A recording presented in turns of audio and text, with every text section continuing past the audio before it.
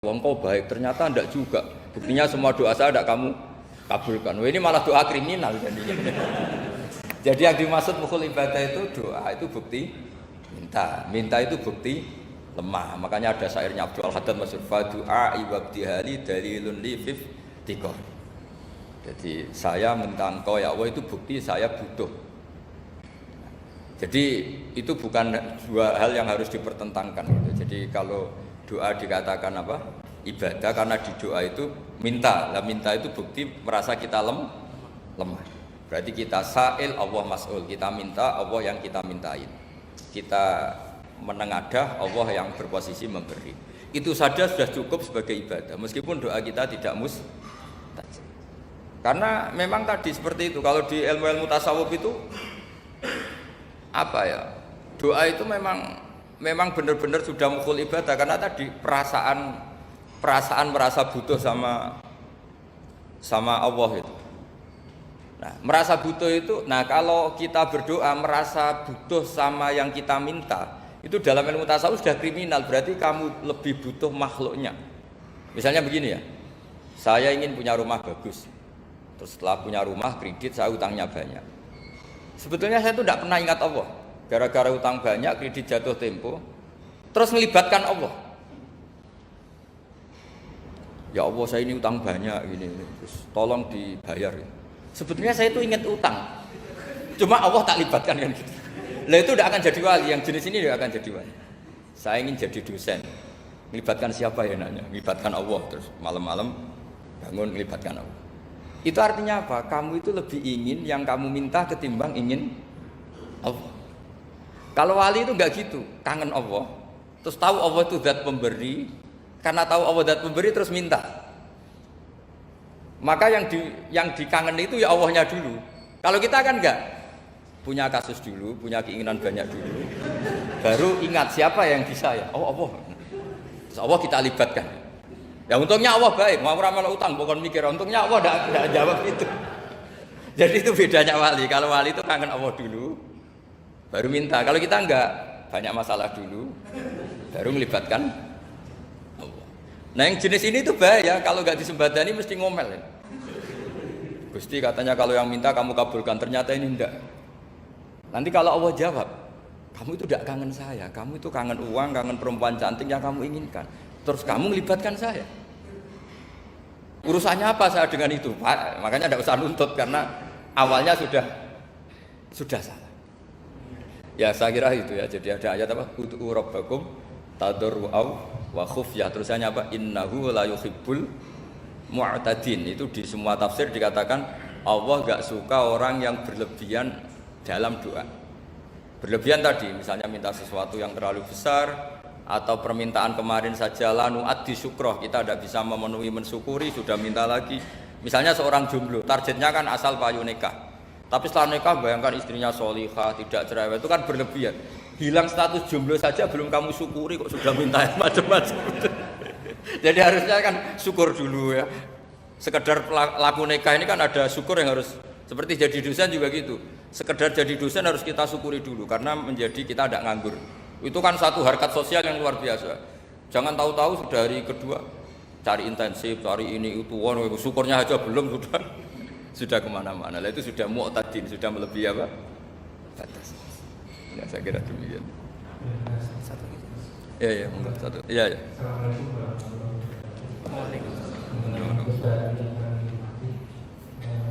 Kami melihat bahwa semua perubahan ini itu alumni-alumninya penolak perubahan yang bisa.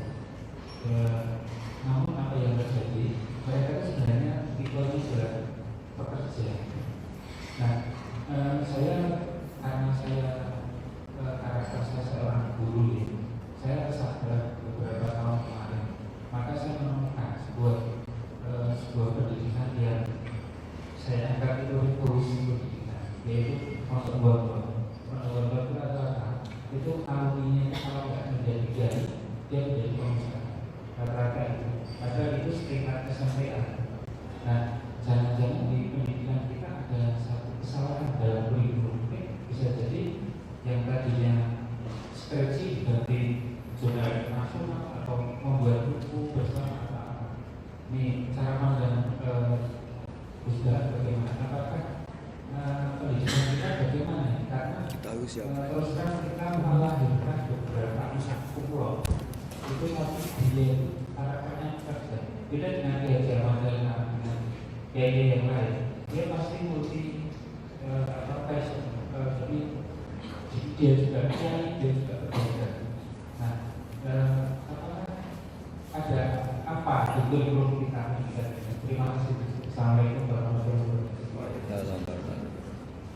Bisa ngulang?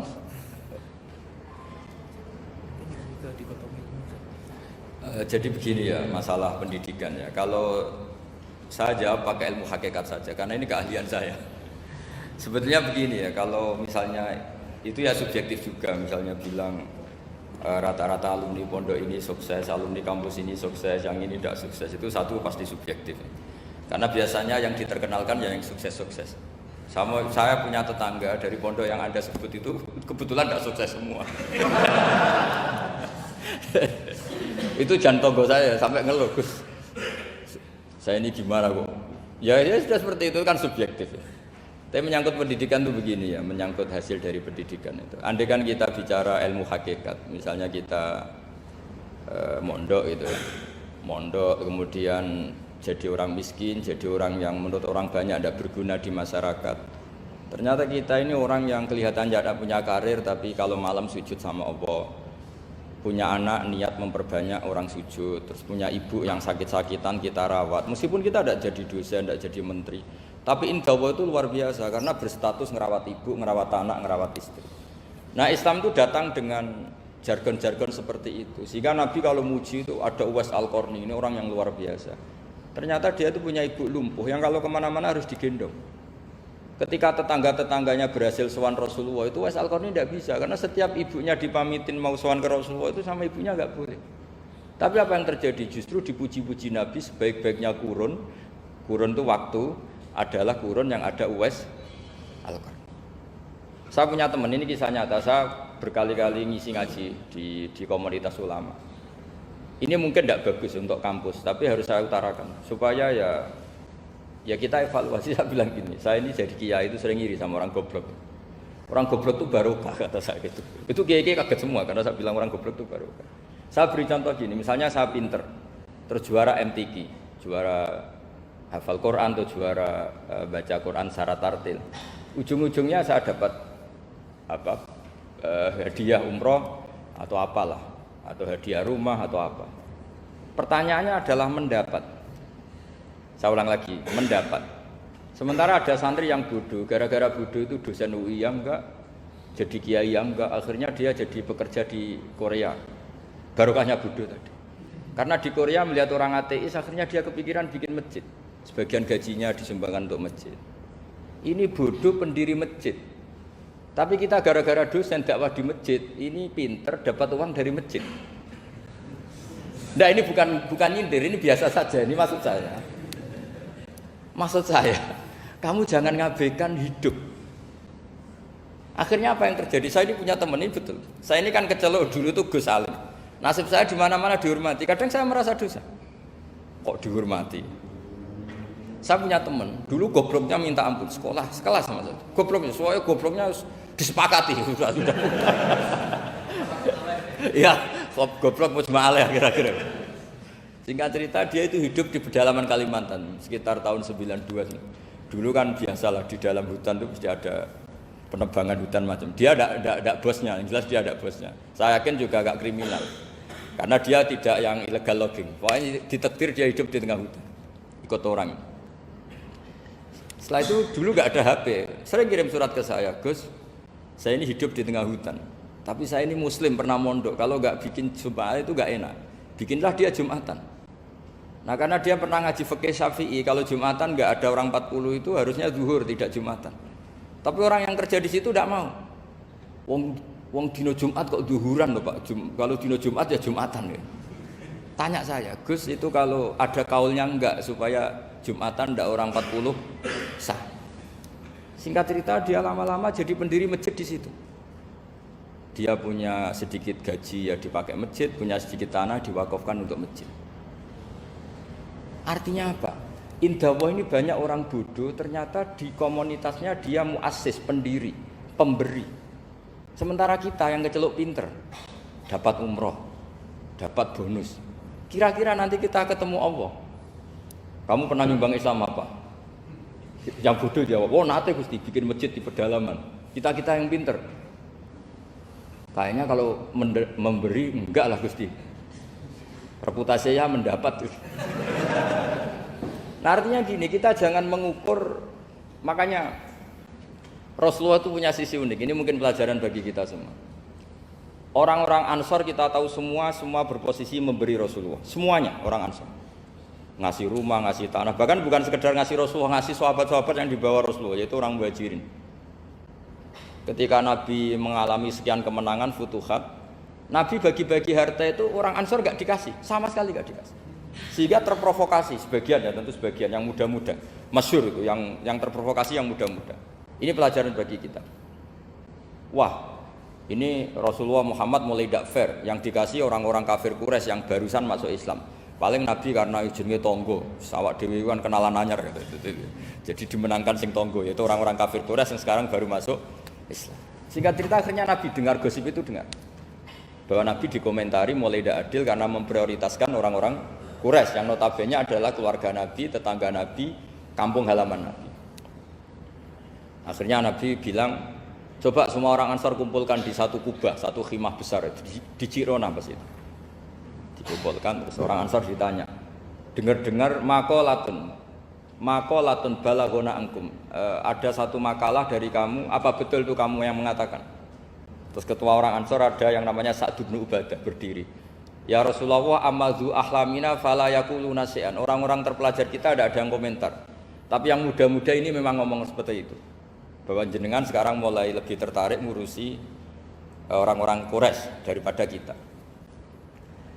Terus itu di Jirona itu ya kira-kira berapa kilo ya, 40 kilo atau 30 kilo dari Mekah. Zaman itu Nabi posisi di Jirona. Jawabannya Nabi itu unik. Oh iya, kata Nabi. Apa yang dikatakan Nabi? Saya ini Rasulullah, nanti kamu pulang bersama saya.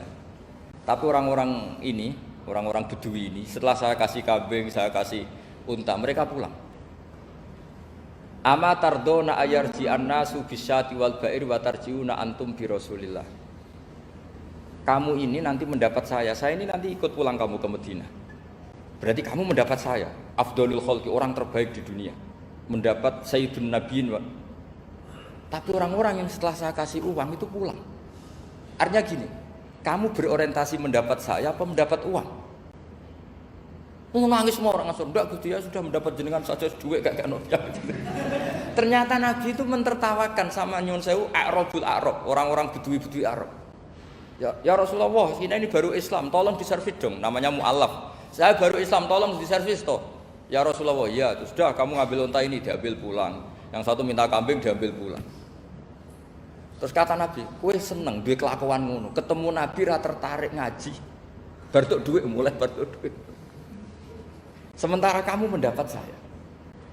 Intinya Rasulullah ingin mengajarkan ke orang-orang Ansor, kamu dulu tuh heroik.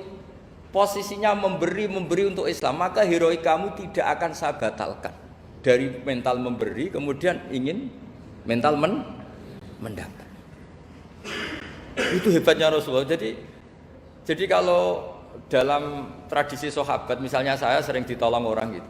Kok setelah saya jadi kiai besar atau jadi wapres kira-kira gitu kayak Pak Ma'ruf Amin, itu malah sebaiknya tidak usah balas yang berjasa kalau ini calon wali, karena nggak boleh kebaikan itu dibatalkan dengan mendapat. Ini cara teori politik masalah ini. Tapi kalau teori wali keharusan, masa ngamal kok dibatalkan?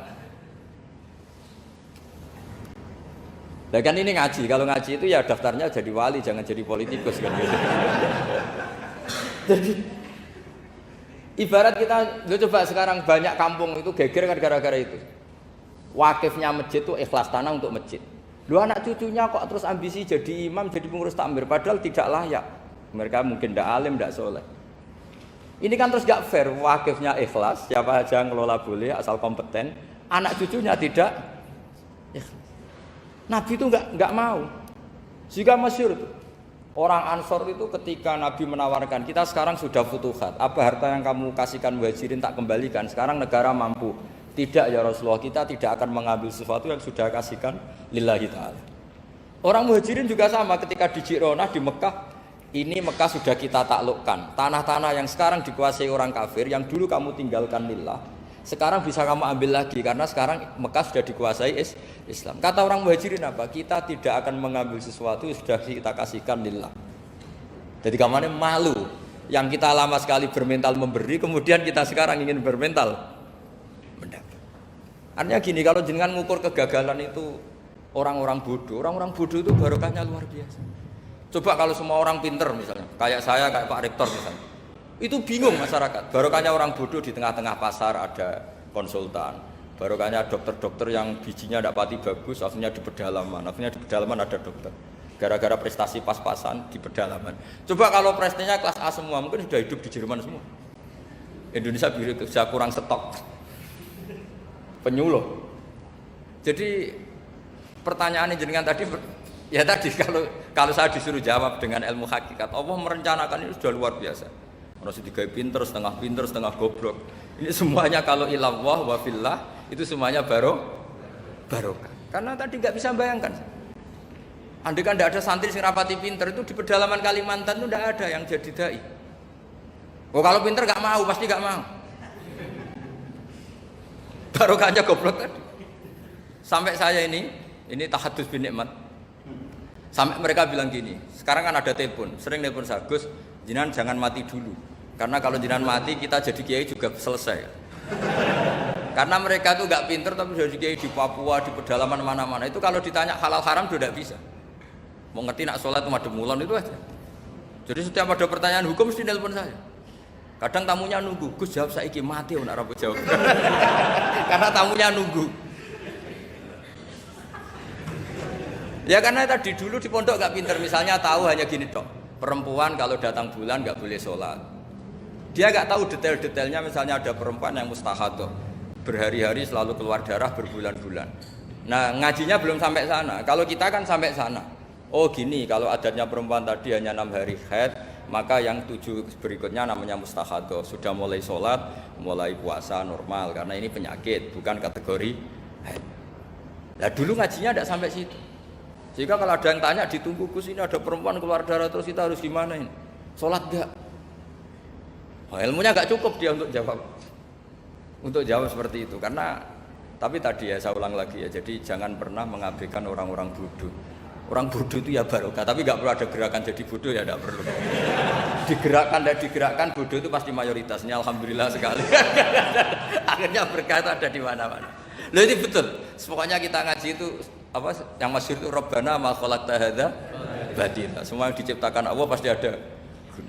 Ya ini memang ilmu agak aneh bagi kalangan akademisi, tapi kan sampean mengundang saya untuk ngomong ilmunya kiai. Kalau saya jawab pakai standar intelektual kan saya namanya basa-basi. Itu tidak bagus dalam ilmu Islam. Mudahana itu tidak bagus. Karena ini keahlian saya di ilmu hakikat ya saya jawab secara ilmu hakikat. Terus itu pernah saya diceritani Pak Bintang Pamungkas itu cerita. Gus Dur juga pernah cerita, banyak yang sejenis itu cerita. Gus Dur kan orang sukses di Jakarta, itu matur nuwun sama keluarganya yang adiknya yang jadi biasa-biasa saja. Karena akhirnya ada yang ngrumat ibunya. Keluarga Pak Bintang itu banyak yang doktor, profesor, tapi terima kasih sama adiknya enggak siapa-siapa. Karena barokahnya itu ibunya ngrumat. Coba kalau semuanya dokter mungkin ingin hidup di kampus semua. Kiai juga gitu, kalau ada kiai top biasanya punya adik yang enggak pati top. Dan kiainya top bisa kemana-mana karena ada adiknya yang enggak top yang ngurmat ibunya, ngurmat anaknya. Jadi sebetulnya Allah sudah mempersiapkan sedemikian rupa. Tapi kalau kita tidak syukur ya jadi repot. Itu tidak hanya cerita tentang Gus Dur, Bintang Pamungkas, mungkin Pak Jokowi, Pak Soekarno, semuanya sama lah. Pasti di balik orang top-top ini ada orang-orang yang berkorban untuk kebaikan keluarga di internal.